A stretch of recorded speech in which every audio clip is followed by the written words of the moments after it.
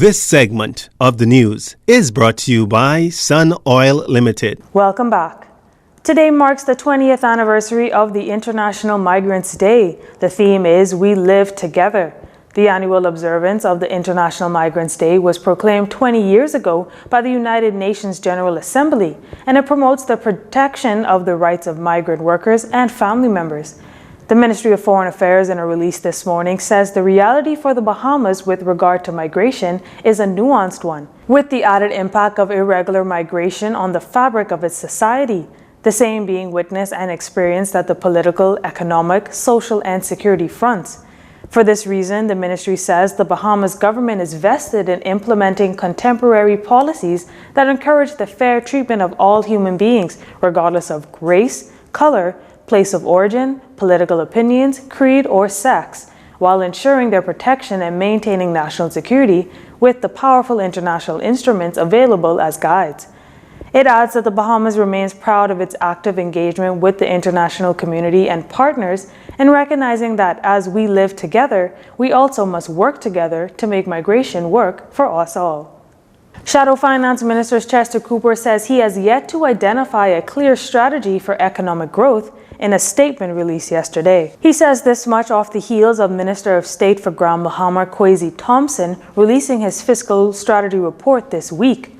In a statement released last evening, Mr. Cooper says that the report, which he claims has been released outside of the legally mandated timeline, brings no real sense of comfort that the country has a clear strategy to restructure and pay down its debt, or has identified significant areas of revenue the government could focus on.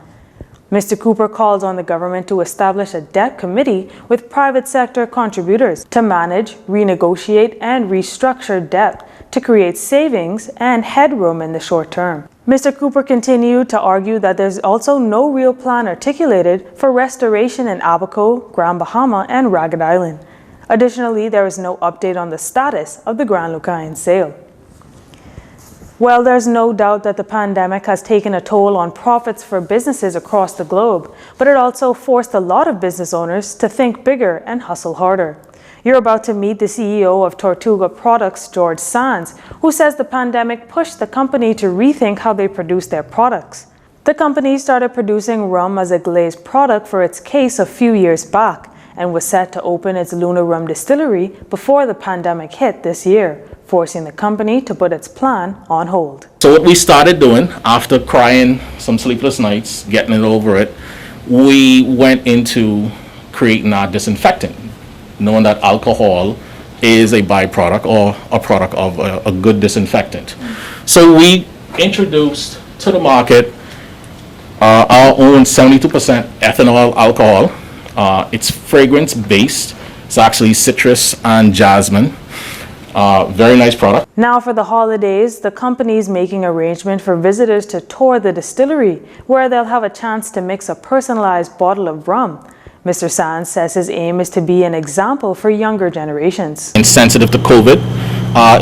For me, it's more of the education, more or less giving back to the community, showing young people that there is more than just police, doctor, fireman. They could become local artisans or distillers. All right, we have several distilleries in this country, this one being one. And I will say this is the first woman-owned distillery in this country. We also caught up with president and owner of Tortuga Products, Linda Myers, who reflected on how far the company has come.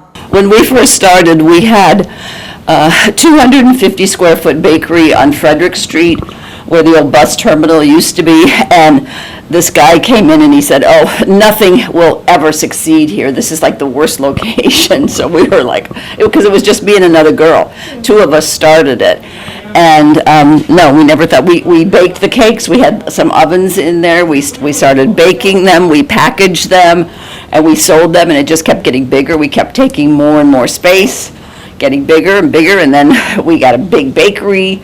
Our production is, we can do 5,000 cakes a day. We have two ovens that produce 700 and some odd cakes every 2 hours.